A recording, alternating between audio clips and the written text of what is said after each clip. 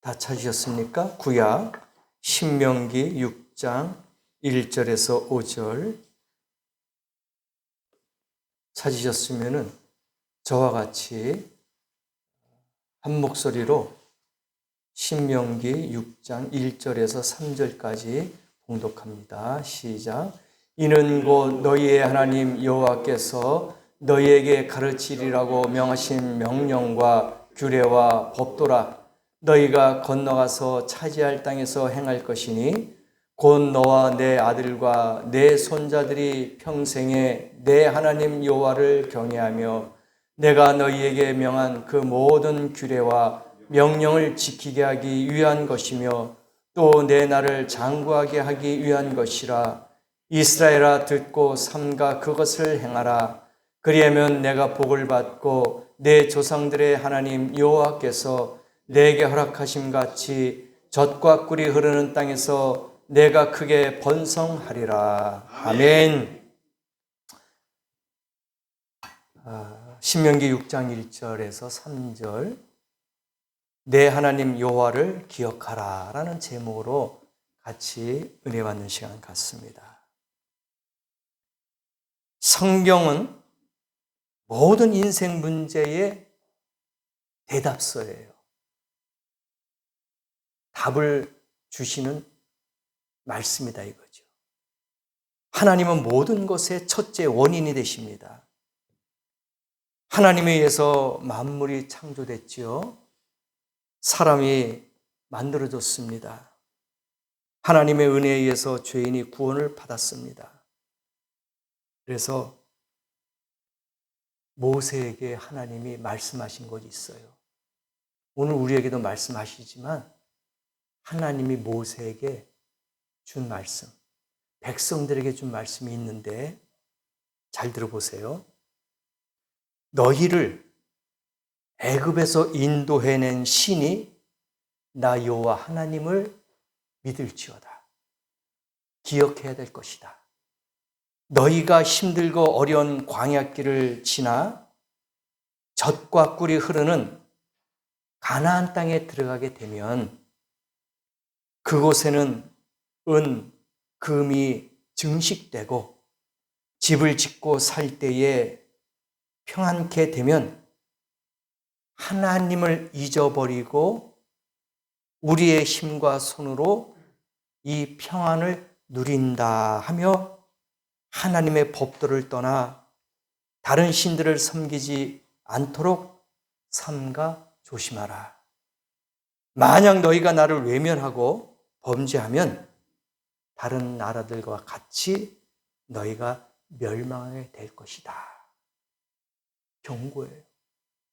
무슨 말입니까? 내가 너희들을 애굽에서 430년 동안 종노릇하지 않았느냐? 이제 광야에 너희들이 이제 가나안 땅에 들어가기 위해서 불러내 뽑았다.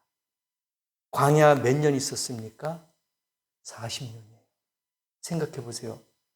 더운 광야를 40년 다니는 게 쉬워요? 어렵습니다. 때학볕에 7, 8월 달에 1시간, 2시간만 걸어도 땀이 쫄쫄 나고 쓰러집니다. 근데 광야 40년. 먹을 게 뭐 있었을까요? 만나와 메추라기. 그거 외에는 없었어요. 근데 그런 과정을 지나오면서 가나안에 들어가는데 하나님 염려 쓰는 게 뭐냐 하면요. 내가 너희들을 애굽에서 불러 뽑아내었고 이제 광야 생활을 지내서 가나안에 들어갔는데 거기에서 은과 금이 풍족해질 것이고 식물이 많을 것이다. 그런데 혹시나마 너희들이 내 힘으로 우리의 능력으로 우리가 이거 만들어낸 거야. 이렇게 교만할까 봐. 하나님의 은혜를 저버릴까 봐 하나님이 걱정한 거예요. 만약에 너희들이 내 은혜를 저버린다면 하나님은 어떻게 한다 그랬습니까? 멸하겠다. 징계 주겠다 했어요. 멸망케 하겠다. 우리나라가 경제가 많이 성장됐어요. 6.25 끝나고 나서 전후 세대 보세요. 얼마나 힘들었습니까? 먹을 것이 없었어요. 오죽했으면 꿀꿀이 주라는 말이 생겼을까요? 단어가. 그죠? 오죽했으면 부대찌개라는 얘기가 나왔어요. 창피한 거야, 이게. 부대찌개가 지금 맛있어요. 그죠? 고급스러운 거예요. 근데 그게 그 깊이 역사를 들어가 보면 창피한 거야. 부끄러운 거예요. 여러분 아시잖아요. 먹을 게 없으니까 미군들이 미팔군에서 먹다가 난 그 음식 잔반, 그걸 버리잖아요. 그걸 모아가지고 끓이는 거야, 같이 그릇에다가. 그게 부대찌개야. 부대에서 나온 걸 가지고 찌개 만들어서 먹은 거야. 그러니까 지금은 우리가 조금 맛있게 먹고 좀 있지만은 과거의 역사를 보면 창피하고 부끄러운 음식이란 말이에요. 꿀꿀이죽도 마찬가지고요. 근데 우리나라가 성장을 많이 했어. 그죠? 지금은 뭐 세계 강대국 아닙니까? 말 그대로. 뭐 군사력은 세계 5위고 여권 같은 거는 세계 1, 2위야.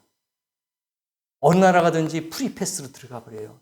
비자 갖고 여권만 보여주면요. 그냥 심사 없이 그냥 들어가요. 그만큼 우리나라의 위상이 높아졌단 말입니다. 그런데 안타까운 것은요. 경제가 뛰지만은 반대로 신앙은 바닥이야. 믿음 생활이 더 떨어진 거예요. 같이 성장해 가야 되잖아요. 그렇죠? 의식이 더 높아졌잖아요. 경제 수준이 더 높아졌잖아요.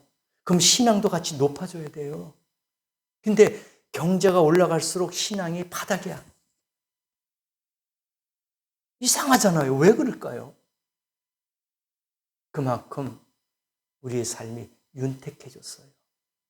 그러니까 하나님을 조금씩 우리의 마음에서, 우리의 생활에서 밀어내는 거야. 조금씩 하나님을 밀어내요. 그전에는 갈급했기 때문에 하나님을 내 마음속에, 내 생활 가운데 자꾸 집어넣으려고 이렇게 모시고 했는데 지금 여유가 생긴 거야. 자꾸 밀어내. 혹시나마 여기 계신 분들은 안 그러겠지만 지금이라도 그런 분이 있으면 다시 주님을 모셔야 될 줄 믿습니다. 회개해야 돼요. 주님은 목숨까지 버렸는데 우리가 그거보다 못할 게 뭐 있습니까? 우리가 시험 듣는다는 말이 많이 들어왔잖아요. 시험이란 말. 몇 가지가 있어요. 시험은 학생들에게 공부하는 테스트 시험이 있어요. 그렇죠? 이게 시험이야. 공부하는 것을 몇 점 받을까? 얼마큼 너희가 배웠는가? 이해가 했는가 하고 시험을 봐요. 이 시험이야. 또는 기술자가 자기의 기술을 발표하는 거, 알리는 거, 이것도 기술이에요. 이것도 시험이에요. 그렇죠? 내가 회사 들어가면은 입사 시험, 이것도 시험이야. 그만큼 얼마만큼 너희가 알고 있느냐, 지식과 지혜를 알고 있기 때문에 쓰는 거예요. 이게 시험이야. 근데 우리는 어떤 시험을 받을까요? 사람 때문에 시험을 받아요. 참 그게 문제예요. 우리가 공부해가지고 시험 보는 게 아니라 사람 때문에. 세 가지로 제가 말씀을 드려볼게요. 우리는 시험을 어떤 실패나 육체적인 고통을 당했을 때가 시험이다, 그렇게 생각하는 사람이 있어. 이게 지금 시험이구나. 육체적으로 내가 힘들고 고통스러워. 신앙생활 하면서도 어려워졌어. 아, 이거 시험이 왔구나. 이렇게 생각하는 사람이 있거나, 또 한 가지는요. 다른 사람 때문에 내가 어려움을 당하고 있어. 이것 또한 시험이래요. 응? 다른 옆 사람 때문에, 내 주위 사람 때문에 내가 피해를 당했어. 이게 시험거리야. 그리고 또 한 가지는, 세 번째가 내가 피해의식을 갖고 있는 거야. 이것도 시험이에요. 전적으로 나는 피해자다. 당신 때문에 나 피해를 당했어. 이거 시험거리래요. 이 세 가지 중에서 여러분 해당 사항이 있습니까? 우리는 그 시험을 이겨야 될 줄 믿습니다. 이스라엘 백성들의 유혹이 얼마나 많이 있었어요. 엄청난 시험과 유혹이 많이 있었습니다. 쓰러질 때마다 하나님이 징계하고 채찍질하고 다시 일으켜 세우셨어.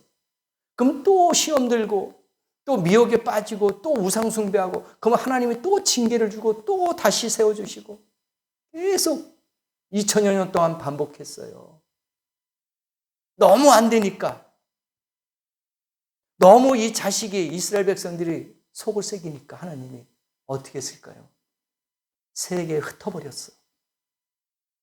예루살렘 그 조그만 데 있으면서 그냥 너무 교만하고 너무 우상숭배에 빠지니까 나만이다, 나만 최고다, 우리가 최고다, 이 복음이 정말 우리만 갖고 있는 거다 하고 욕심 부리니까 하나님이 안 되겠다고 세상으로 흩어져 버렸단 말이에요. 세계 가가지고 복음을 증거하라. 그래서 얼마나 시험을 많이 당했습니까? 우리에게도 그러한 시험이 올 수가 있다는 거예요. 어려움이 닥칠 수가 있다는 겁니다.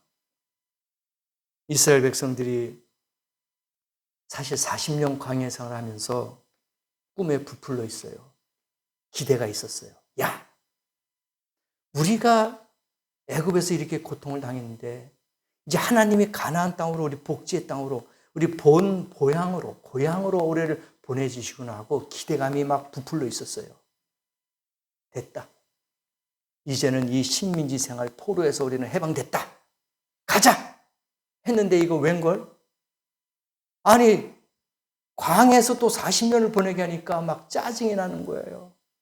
그러니까 막 모세에게 짜증을 내고 여호수아에게 막 지도자에게 짜증을 내는 거야. 그리고 원망과 불평을 막 드러내. 우리가 애굽에 있었으면은 육체적으로는 힘들었어도 먹을 거는 좀 있지 않았느냐? 어? 근데 이게 뭐냐 이거야. 우리가 가나안 땅에 바로 들어갈 줄 알았더니 40년 동안 어떻게 광야 생활을 할 수 있느냐 하고 막 지도자 모세를 원망하고 여호수아를 원망하고 목마르다. 그리고 어떻게 해요? 모세가 반석을 딱 쳐가지고 물이 막 반석에서 흘러나오니까 또 먹었어. 그걸 만족하지 않아. 고기 좀 줘. 응? 애굽에 있을 때는 우리가 힘들었지만 거기도 고기가 좀 주더라. 애굽 사람들이 애굽의 나라에서 고기도 주더라. 근데 광야에는 아무것도 없다 이거야. 풀도 없어요. 그냥 먼지에다 그냥 막 모래바닥이야. 그래서 하나님은 어떻게 합니까? 메추라기를 또 줬어. 그것도 싫어. 하나님 이것도 안 됩니다. 양식을 좀 주세요. 지치습니다. 달콤한 거 좀 주세요. 그러니까 만나를 또 준 거야. 그러니까 항상 불평불만이야. 사실 생각해 보세요. 주님이 주신 거는요, 목마름이 없어요. 배고픔이 없습니다. 주님이 주신 건 완벽한 것인 줄 믿습니다. 왜? 풍성하시기 때문에. 하나님은 누르고 흔들어 넘치게 주시는 분이야. 근데 우리는 항상 욕심이 많아서 주세요, 주세요. 기도할 때도 좀 우리가 좀 바꿔야 돼. 우리가 기도 어떻게 합니까? 예수님, 주님, 주시옵소서. 맨날 끝에가 기도가 주시옵소서, 주시옵소서. 우리가 좀 오히려 반대로 예수님 받으시옵소서. 예수님 드리겠습니다. 이런 기도를 왜 못하고 맨날 주시옵소서, 주시옵소서. 물론 그 본 마음은 아니겠지만 이미 우리의 입에서는 그게 고정관념식으로 입이 뱄어. 예수님 뭐 주시옵소서, 주시옵소서. 그러니까 맨날 부족한 거야. 그렇죠? 이미 주님은 아시지만은 그런 기도의 내용을 아시지만 그래도 우리 입술로 항상 주세요, 주세요 한단 말입니다. 바뀌어야 돼요. 그래서 이스라엘 백성들이 가나안에 들어갔을 때 주님께서 원하시는 게 뭐냐? 너희들이 나를 기억하라. 내가 너희를 불러내지 않았느냐? 필요한 거 공급해 주지 않았느냐? 원하는 거 다 들어주지 않았느냐? 근데 지금 와가지고 이거는 우리가 우리의 재능으로, 우리의 힘으로, 우리의 능으로 한 거다 할 때 나를 잃어버릴까? 나 염려스럽다. 그거예요. 공치사는 거 아닙니다. 주님이 주의를 시킨 거예요. 왜 그럴까요? 다시 하나님의 징계를 받을까 봐. 하나님의 채찍을 맞을까 봐. 그래서 우리는 새로운 환경이 바뀌면은 긍정적인 면도 있고 부정적인 면도 있어요. 그렇잖아요. 애굽에서 가나안으로 환경이 바뀐 겁니다. 180도가 바뀌었어요. 그래서 긍정적인 것도 있고 부정적인 것도 있습니다. 항상 존재해요. 그래서 신명기 8장 14절에 주님께서 말씀해 주셨어요. 뭐라고 말씀하는지 아세요? 신명기 8장 14절에 보니까 내 마음이 교만하여 내 하나님 여호와를 잊어버릴까 염려하노라. 하나님이 염려하고 있어요. 그들이 교만할까 봐, 잃어버릴까 봐. 여호와는 너를 애굽 땅 종 되었던 집에서 이끌어내시고 15절에 너를 인도하여 그 광대하고 위험한 광야 곧 불뱀과 정갈이 있고 물이 없는 간조한 땅을 지나게 하셨으며 단단한 반석에서 물을 내셨으며 이렇게 해줬는데 내가 왜 너희들을 염려하는지 아느냐? 너희들이 이것을 잃어버릴까 봐. 응? 여호와 하나님께서 지금 이 시간에 우리에게도 이런 말씀을 주시고 있어요. 너희가 받은 은혜와 사랑이 얼마나 많았느냐. 너희들이 지금 먹고 쓰고 입을 것 풍족하지 않았느냐. 근데 하나님을 자꾸 밀어버려요. 배척하고 있단 말입니다. 8장 12절에 보니까요. 내가 먹어서 배부르고 아름다운 집을 짓고 거주하게 하며 내가 내 소와 양이 번성하여 내 은금이 증식되며 내 소유가 풍성하게 될 때에 다 줬잖아요. 집도 주고 자식도 주고 양식도 주고 금도 주고 은도 주고 다 줬어요. 그런데 다 좋다 이거야. 그러나 나를 잊지 말아라. 너희들이 받았던 은혜를 잊지 말아라 이겁니다. 받은 은혜가 얼마나 많았느냐 이거예요. 원망하지 말아라. 잃어버리지 말아라. 그거예요. 오늘도 사람들이 참 그래요. 어떨 때 보면은 간사해. 또 어떨 때 보면 치사해. 내가 건강할 때는요. 그렇죠? 내가 부유할 때는요.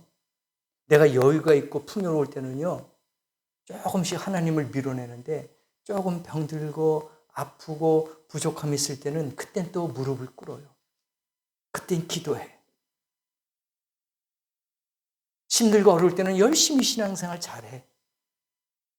근데 조금 부유하고 여유가 있으니까 이제는 하나님하고 멀어지는 거예요. 유럽에는 주 5일제 근무가 일찍 시작됐어요. 근데 대한민국은 2004년도에 그게 시작됐어요. 주 5일제 근무가 됐어요. 물론 좋아요. 왜? 육신도 피곤하니까 안식하고 쉬어야 돼. 충전할 수 있어야 됩니다. 그런데 그렇게 하다 보니까 제가 서두에도 말씀드렸지만 신앙은 더 바닥이에요. 옛날에는 그래요. 아유, 바빠서요. 못 나가겠습니다, 목사님. 아유, 제가 여유가 있으면 나갈게요. 조금만 좀 기다려주세요. 근데 토요일 날도 쉬잖아요, 이제. 여유가 생겼잖아요. 그렇잖아요. 핑계 댈 게 없잖아요. 근데 지금은 주 5일째 근무가 되니까요. 금, 토, 일. 따지고 보면 금요일 날 저녁서부터 3일 쉬는 거야. 그러면은 해외 여행을 가버려. 그렇죠? 옛날에는 토요일까지 근무하니까 여행을 잘 못 갔어요. 하루밖에 안 되니까, 주일. 근데 지금은 금요일 날 저녁에 출발해서 토, 일, 2박 3일은 놀다 올 수 있어. 그러니까 신앙생활이 더 떨어지는 거야. 그렇죠? 이제 여유가 생겼어. 그럼 뭐라고 핑계댈 겁니까? 아, 이제 주일, 토요일 날도 쉬니까 이제 오십시오. 이제 여유가 생기지 않았습니까? 어떻게 돼요? 핑계댈 게 없어요. 그러니까 경제가 뛰고 여유가 생기고 풍요로움은 신앙은 밑으로 내려가더라. 우리 여기 계신 성도님들은 그런 분이 없는 줄 믿습니다. 같이 가야 돼요. 같이 성장해야 돼요. 내가 윤택하고 내가 풍요롭고 잘 살면은 내 신앙도 풍성하고 내 신앙도 윤택해져야 될 줄 믿습니다. 더 커져야 돼요. 같이 커져야 돼요. 여유롭게 더 성장해야 된단 말입니다. 그래야지 하나님이 복 주시는 거예요. 오늘 말씀 그대로예요. 그렇지 않으면 내가 너를 징계하겠다. 심판하겠다 이겁니다. 기억하라. 은혜를 잃어버리지 말아라. 그래서 시간적 여유가 생기게 되자 사람들은 교회를 찾는 것이 아니라 외곽적으로 더 많이 빠져나가더라 이겁니다. 이런 풍조가 생기니까 교회 출석률이 더 떨어져요. 하나님이 기뻐하시는 일이 아닌 줄 믿습니다. 우리는 말에나 일에나 하나님이 기뻐하시는 것을 해야 될 줄 믿습니다. 그래야지 복 받아요. 그래야지 은혜가 임하는 줄 믿습니다. 아멘. 오늘이 내 인생의 마지막이다 생각하세요. 응? 주님 우리가 오심을 기대하고 있잖아요. 주여 오시옵소서. 아멘 주 예수여 오시옵소서 하면서 항상 마지막이라고 생각해야 됩니다. 어떤 목사님이 그래요. 주님 오시는 날이 주일이면 좋겠대. 주일날이면. 교회에 다 모여가지고 예배 드릴 때 주님 오실 때 다 같이 천국 가는 그 모습을 보고 싶대.